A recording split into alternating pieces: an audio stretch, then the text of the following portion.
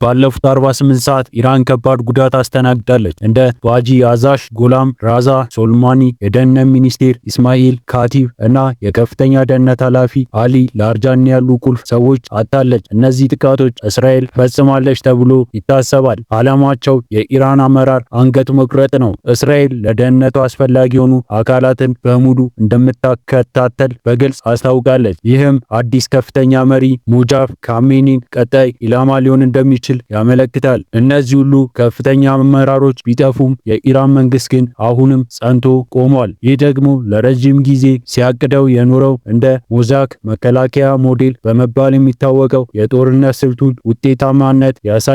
ይህ ሞዴል በ2000ዎቹ መጨረሻ ላይ በኢራን አብዮት ጥበቃ IRGC የተቀበለ ሲሆን ከአካባቢው ግጭቶችና በኢራቅ የሳዳም ሁሴን አገዛዝ ከመደበቅ ሁኔታ ትምህርት መውሰዱን የተፈጠረ ነው። የዚህ ስልት ዋና መሰረታዊ ሐሳብ ኢራን በጦርነት ውስጥ ብትገባ ከፍተኛ ጉዳት እንዳይደርስባት የጦርነት አዛዦቿን እንደምታጣና የመሰረተ ልማት አውታሮች እንደሚወድሙ ነው። ይህም ለመቋቋም ኢራን ወታደራዊ ኃይሏን ወደ ብዙ ከፊል ገለልተኛና ራሳቸውን ችለው ወደሚንቀሳቀሱ የክልል ቡድኖች አዋቅራለች። ይህ አደረጃጀት አንድ ወሳኝ የመውደቂያ ነጥብ እንዳይኖረው ያደርጋል። ይህ ማለት አንድ አካል ለምሳሌ አመራር ወይም የኮሚሽነር መስመር ቢጠፋ መላው ስርዓት ሽባ አያደርግም። የIRGC የቅዱስ ኃይል ሰራዊት፣ ሚሳኤል ክፍሎችና የባህር ኃይል ሁሉም እንደ አንድ ሞዛይክ ክፍሎች ሆኖ ይሰራሉ። የአንዱ ውድቀት መላው ሞዛይክን አያፈርስም። የዚህ ስልት የመጨረሻው ግብ ኢራንን ሽባ ማድረግ፣ የማይቻል ማድረግ እና ጠላትን በዘላቂነት ግጭት ማርከም ነው። የእስራኤል ጥቃቶች የአመራር ሰንሰለቱን እያናጉ ቢሆንም የኢራን መንግስት መሰረታዊ መዋቅር እየሰበሩበት አይደለም። ይህም ጦርነቱን ለማቆም የሚደረገውን ተቀናቃኞች ትልቅ ፈተና ይፈጥራል። እስራኤል በኢራን ላይ የምታደርገውን ጥቃት መብረቅ የመሰለ ፍጥነትና ትክክለኛነት ያለው ቢሆንም ኢራን ለበርካታ 10 ዓመታት ስትገነባው የቆየው የማይበገረው የመከላከያ ግንብ ለመናድ ገና አልቻለችም። ይህም ሞዛይክ ስትራቴጂ በውስጡ የተጠላለፈ እርስ በእርሳቸው የሚደጋገፉ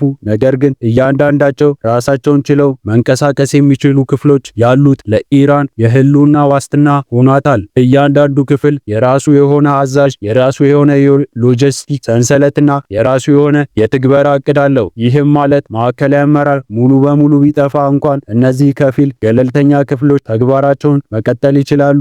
የኢራን ወታደራዊ ዶክትሪን ከሌሎች ሀገራት በእጅጉ ይለያል። አብዛኞቹ ሰራዊቶቹ በአንድ ማዕከላዊ እዝ እና ቁጥር ስር ናቸው። ዋናው የትዕዛዝ ማዕከል ከተመታ መላው ጦሩ ትርምስ ውስጥ ሊገባ ይችላል። የኢራን ሞዴል ግን የዚህ ተቃራኒ ነው። የነሱ ዓላማ አንገት ቢቆረጥ አካላቱ መቀጠል ይችላል የሚል ነው። ይህን ለማሳካት ደግሞ በሁሉም የሀገሪቱ ክፍሎች ላይ የተመጣጠኑና በከፊል ራሳቸውን የቻለ የIRGC ክፍሎች አደራጅተዋል። እነዚህ ክፍሎች እንደ ትንሽ ሰራዊት ሆነው የሚሰሩ ሲሆን በአካላቸው ለሚከሰቱት ማናቸውም ሁኔታዎች ፈጣን ምላሽ ለመስጠት ይችላሉ። በዘመናዊ ጦርነት ውስጥ ፈጣን ምላሽ መስጠት የድል ወሳኝ አካል መሆኑ ኢራን በሚገባ ተረድታለች። ይህን ስትራቴጂ ለመረዳት አንድ ትልቅና የተወሳሰበ የሰዓት ስርዓት አስቡበት። የሰዓቱ ዋና ሞተር ቢበላሽ ሰዓቱ በሙሉ ይሰራል?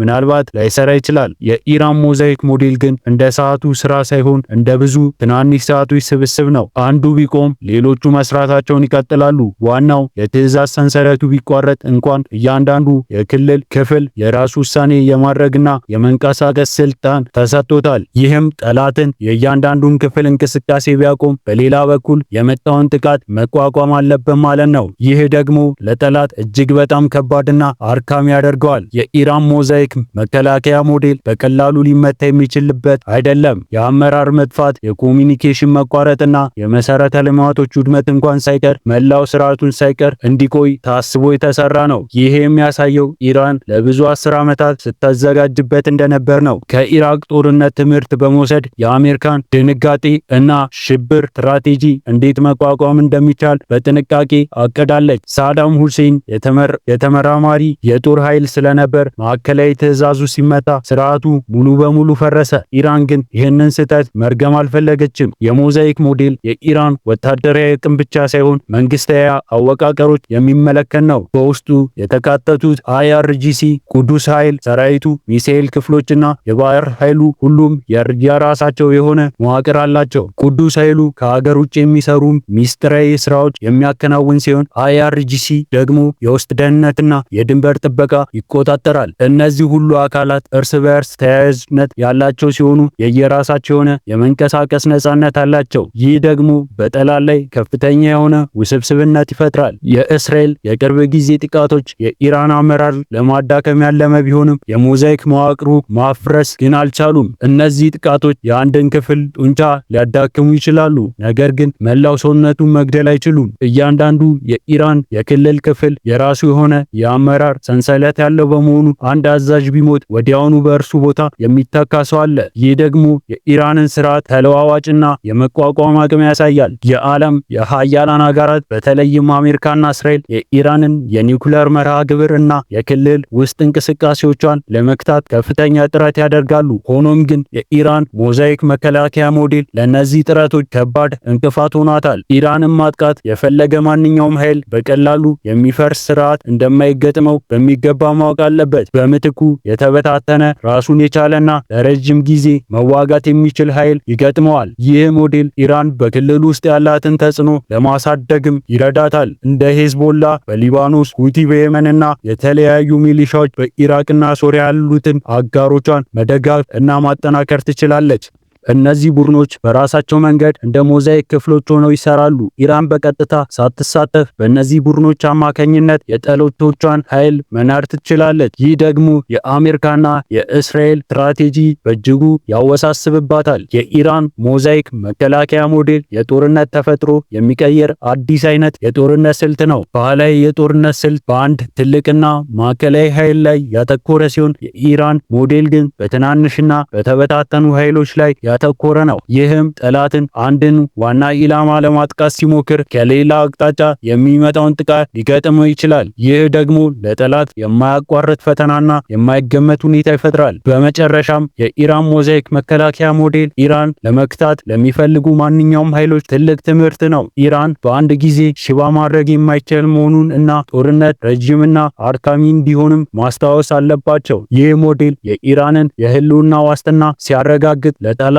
ደግሞ ያልተጠበቀ ፈተና ይፈጥራል። የኢራን አመራር መጥፋት ስርዓቱን አያፈርሰውም፣ ይልቁንም የመቋቋም አቅሙን ያጠናክራል። ይህ ደግሞ ኢራን በዓለም አቀፍ መድረክ ላይ ያላትን ቦታ ከፍ ያደርጋል። ይህ በእውነትም አስፈሪ የሆነ ስትራቴጂ ነው። የኢራን አመራር ከዓመታት በፊት ምናልባትም ከ10 ዓመት በፊት እንዲህ ያለ ሁኔታ አስቀድሞ አይቶ የነበረ ይመስላል። ዋናው መሪ ቢሞት፣ ሚኒስቴር ቢጠፋ፣ አዛዦች ቢገደሉ መንግስት ሆነ ወታደራዊ ስርዓት እንዳይፈርስ በጥንቃቄ የታቀደ ስትራቴጂ ነው። ይህ ማለት እስራኤል ወይም ማንኛውም ሌላ ሀገር ኢራንን ለመምታት ሲሞክር በቀላሉ የሚሰበር ኢላማ ሳይሆን የትኛውንም ማንኛውንም ክፍል ቢቆራረጥ እንኳን ቀሪዎቹ ክፍሎች መስራታቸውን የሚቀጥሉበት ውስብስብና የተሳሰረ መዋቅር ይገጥመዋል። ይህ ሞዛይክ ተብሎ የተሰየመው ስልት የጥንት ሮማውያን ዲቫይድ ኤንድ ኮንሲከር የሚለው ስልት በተቃራኒ ዲቫይድ ኤንድ ሰርቫይቭ ወደሚለው ዘመናዊ ጦርነት ፍልስፍና የቀየረ ይመስላል። የኢራን ወታደራዊ ክፍሎች እያንዳንዳቸው እንደ ትንሽ ሀገር በራሳቸው የገንዘብ ወጪ፣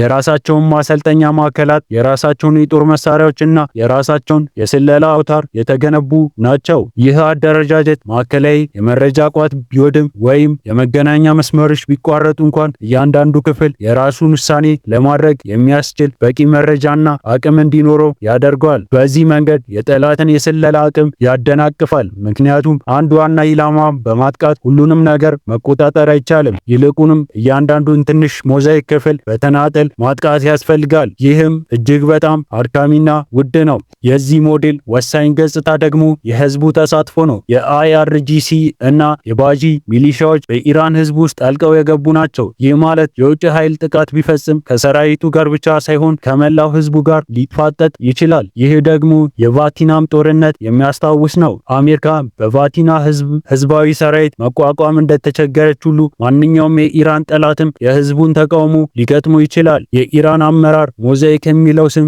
የመረጠው እንዲሁ በከንቱ አይደለም። የሞዛይክ ጥበብ ብዙ ትናንሽ ድንጋዮች ወይም ቁርጥራጮች ተሰብስበው አንድ ትልቅ ምስል የመፍጠር ነው። አንድ ቁራጭ ቢወድቅም መላው ምስል ሳይበላሽ ሊቆይ ይችላል። ይህ ለኢራን የህልውና ፍልስፍና እጅግ ተገቢ ሆነም ምሳሌ ነው። የእስራኤል የቅርብ ጊዜ ጥቃቶች ምንም ያህል ትክክለኛ እና ገዳይ ቢሆኑም የኢራን ሞዛይክ መዋቅር ሊያፈርስ አልቻለም። እነዚህ ጥቃቶች እንደ አንድ አጥቂ በግዙፍ ግንብና ድንጋዮች የመወርወር ያህል ናቸው።